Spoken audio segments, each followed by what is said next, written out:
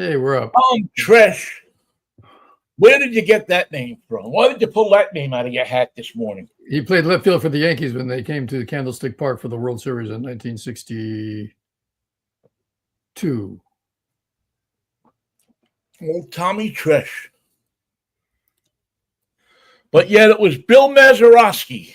And he made some good catches in left field. Oh, no, that was 60, Bill Mazeroski. Excuse me. Unless the Giants acquired him and I didn't know about it. Well, I was going to call you this morning because Angels in the outfield with the Giants and the with the Pirates was on TV today. The old black and white version. Oh, I love those. With the crazy manager, they keep cutting to him. Bob, what did I tell you? Get out of there! You're an animal. What was that guy's name? He actually played a good baseball manager, but you know who really played a good baseball? Well, I don't know. You tell me who do you think in the movies played the best baseball manager? Leo DeRocher. Well, didn't he do a couple movies? I don't know that he did any movies. I think Walter Brennan. There's a movie that he's in about angels in the outfield. I think it is. Is it Angels in the Outfield or is it something? But he's wearing a Brooklyn uniform, but it's not a Brooklyn uniform. And it's probably done in like 55, 56, something like that. And what I like about Walter Brennan is that he went from, as a young man, what part did he play as a young man? Right. Lou Gehrig. Lou Gehrig, the scout in the Lou Gehrig story. Not the scout, the writer.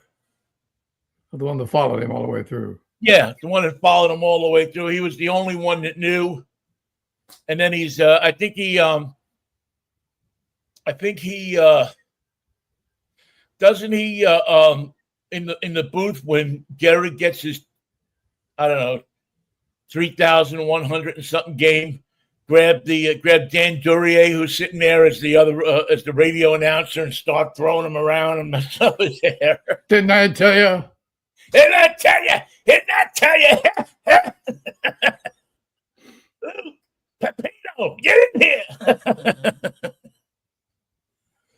And the people listening in the department store are yelling and grabbing each other and dancing in the aisles. The best is, I think the best in that whole movie, well, one of the best scenes is when they're driving down to Speeding on the wedding day. And I think they're going down the Pelham, it's not Pelham Bay, it's the Hutchinson River Parkway. No, it's the other side. I think it's the Sawmill River Parkway. And they're going toward Yankee Stadium, and the cop pulls them over. Where the hell do you think you're going? Where the hell do you think you're going? Yankee Stadium? Well, yes, your officer. I guess I am. And then the cop looks at him and he realizes it's Lou Gehrig, and he gets on the thing, and now he's escorting him. And he's telling all the other guys on the highway, follow me. What? It's Lou Gehrig. He's going to miss the game. Get out of the way. We got to get to the Yankee Stadium. We got to get to the house. He's got a full presidential motorcade by the time he shows up outside Yankee Stadium. Calling car 54, where are you? Really only two cops in New York City that weren't there. They missed out on it, yeah. Tootie and Mo doing in a candy store, shaking down the owner. Mo, you know you owe us $5,000. Ooh. Don't mind Tootie. He gets excited when he sees cash. Did I tell you I used to stay in a building that he lived in? No. Tootie? Joey Lewis. Joey Lewis? No. No, Joe something Lewis. The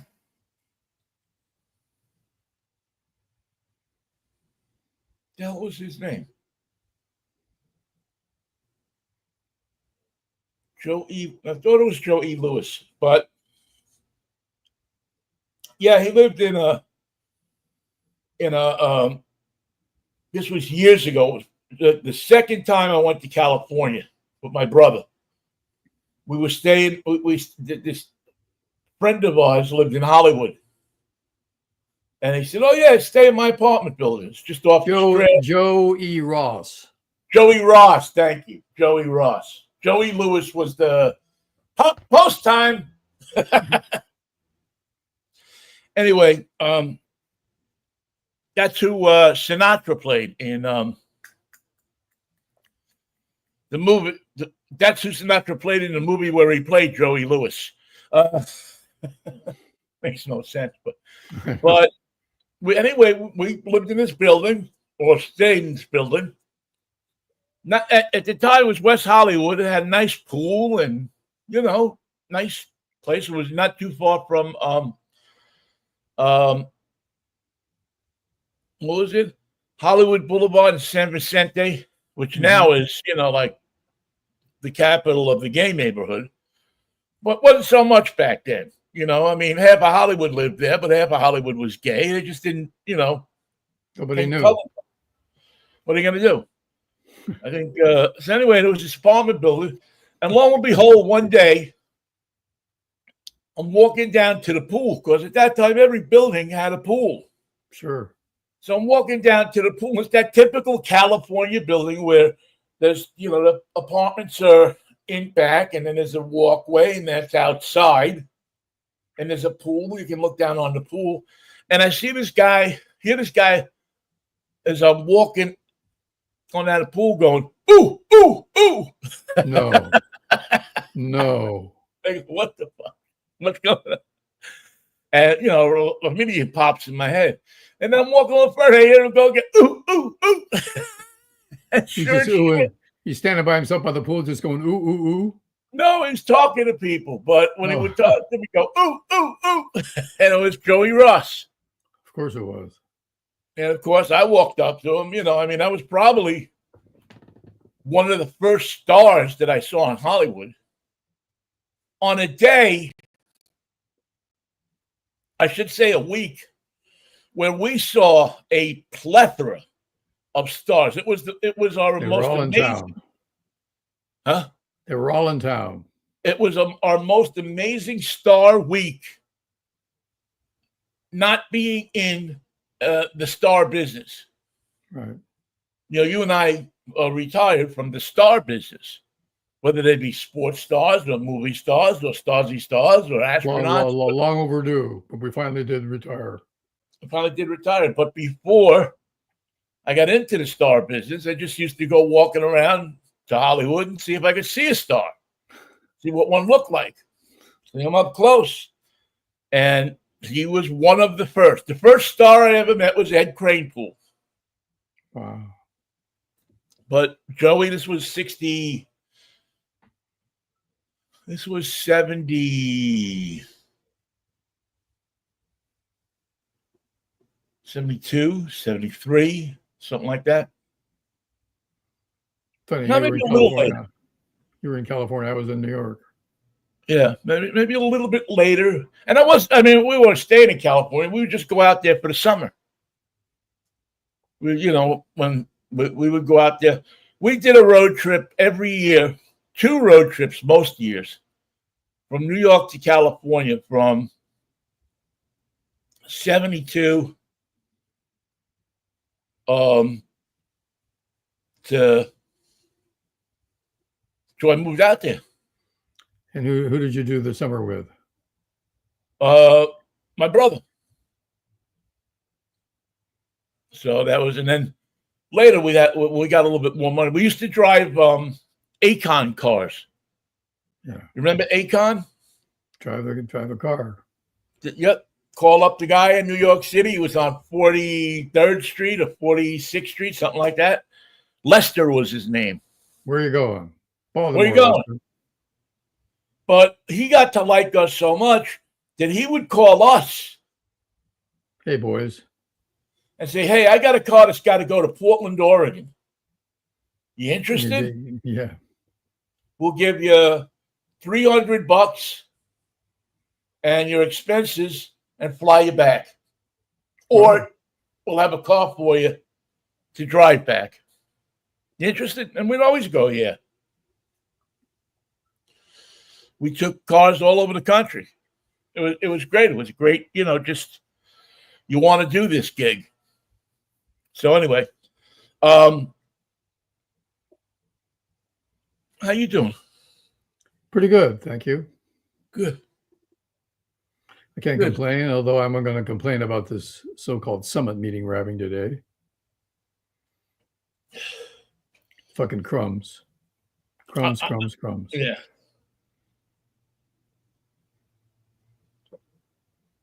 It's like seeing Whitey Ford pitch against Atlee Hammaker.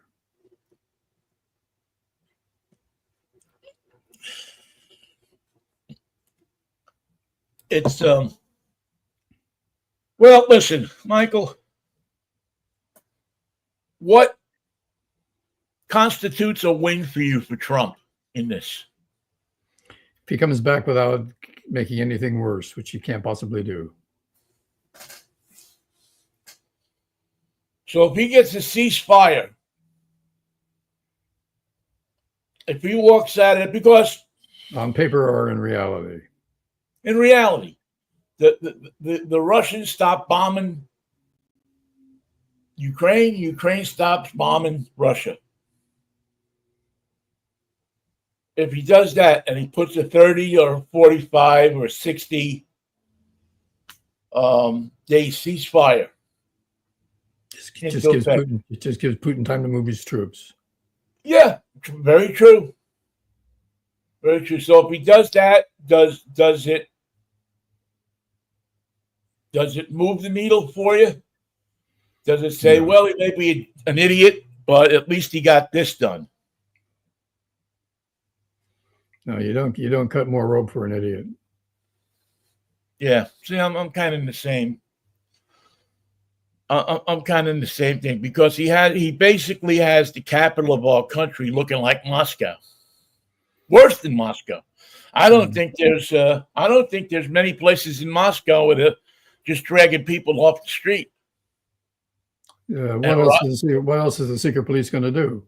They don't have anything to do unless they drag people. It's not like they're going to the Washington D.C. delis. Those are someplace else. And what's the worst thing that can happen? More of the same. I guess Putin walks into the summit and says, "Why the long face?" He says,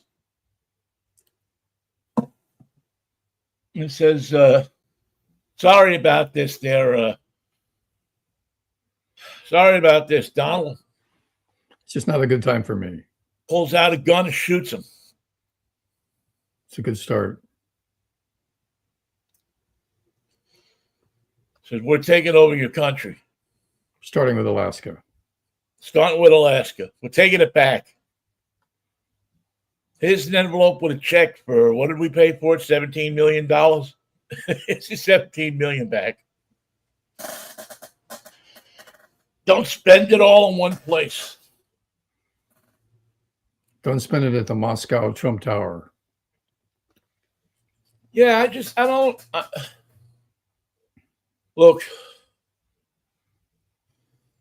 anything you can do to try to affect some kind of peace for those people.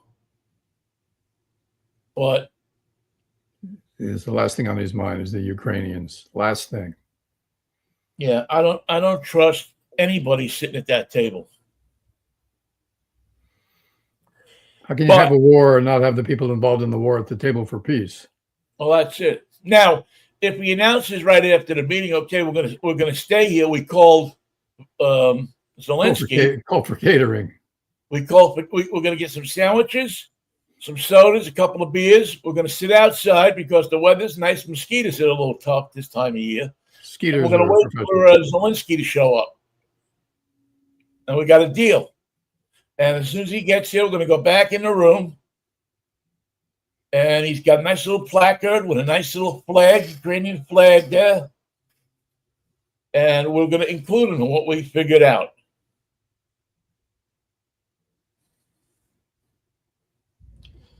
I think that's the best. I mean, I don't think that'll happen, but I think that would be,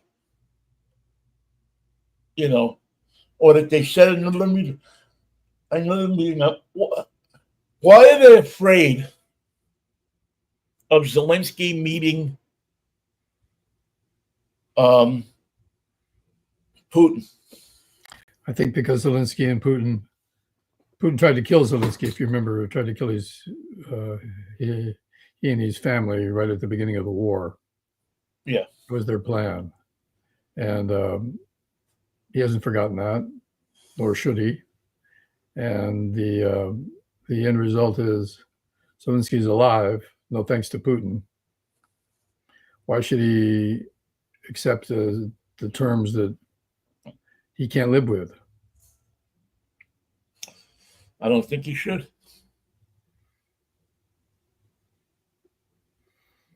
And Trump just wants to get it over. He doesn't give a damn who wins or who loses. He couldn't care less. He wants the peace prize. He's doing whatever he can to get that prize.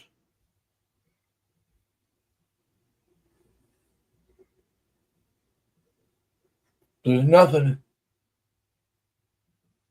If not ambitious. Yeah, there's nothing he can do. Well, I pray for them to come up with something. Vinnie, I'm going to have to cut this show short. Yeah. And I know you're not feeling the best, so I'm going to give you the time to get off. What are you doing tomorrow for 11 o'clock? We have we're going to go down to Monterey. It's Speed Week. Oh, boy. Monterey, it's car week, man. If you are a car enthusiast, the place you want to be this weekend, or all week actually, has been Monterey. So we're going to talk to our intrepid correspondent, including one of our guys who is trackside at Laguna Seca. Oh, magic word, Laguna Seca. And hopefully, I hope that next year I'll be able to go down and do a show live from there. I really would like to. Oh boy, that'd be great. And I will be doing my best to watch the Mets and the Mariners, who will be facing each other. Last year, the Mets and the Mariners was a disaster for me, as the Mets lost all 3 games. Oy. And they are certainly capable of doing that again. Oh, yeah. They can pull it off. But the middle game is the Little League Classic, of which if I had thought about it, I would have gone. Mets, Mariners, Little League. Even if I had it. So that's my weekend. And then I got tomorrow we'll also be talking about the slick little Ford Maverick Lobo. Whoa. That I am driving this week. You sound excited. Well, this is a car that's Sheriff Lobo. Now, remember Sheriff Lobo? Was that Jackie Gleason? No. Sheriff Lobo was played by one of Johnny Carson's most popular features on his anniversary specials. It's the hatchet-throwing Indian Ed Ames. No, you know what? It isn't Ed Ames. It's Claude Akins. No. But I always get Claude Akins and Ed Ames mixed up. Well, Ed Ames had a lot of brothers. He did. Yeah, and they all sang. They did. The Ames brothers. Yeah, so that's what I'm doing. And then I'm going to, I think, try to lay as low as I can and get whatever this is in me out of me. Do that now. Those are your commands. Love you, Vinnie. Love you too, Michael. I'll see you. Thank you all for listening. Sorry we're cutting it short today. Please do me a favor and go to my Facebook page at Facebook/NewYorkVinnie.com, NYVINNIE. I put a question up there that I'm considering doing. I was going to talk to you about it today, but we're going to go now. Let's talk Monday because I saw the question. But let's talk Monday, and we'll see if that has any wheels on it, Good. any treads, Looks like it's any got some movement. wheels. Got a loyal Maybe it fan has base. some wheels. You got a loyal fan base, Vinny. Yeah, that's one thing. That's one thing, man. People do remember. All right, man. I will talk to you later. Peace, love, and Manischewitz, baby. See you on Monday. Lord School in the Creek. Don't rise. See ya. Bye.